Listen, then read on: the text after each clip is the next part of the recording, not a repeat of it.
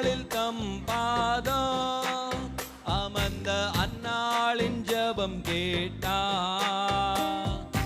அந்நாளில் தம் பாதம் அமர்ந்த அந்நாளின் ஜெபம் கேட்டார்.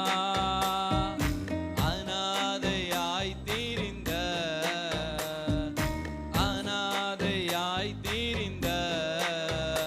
அந்த ஆகாரின் ஜெபம் கேட்டார். அந்த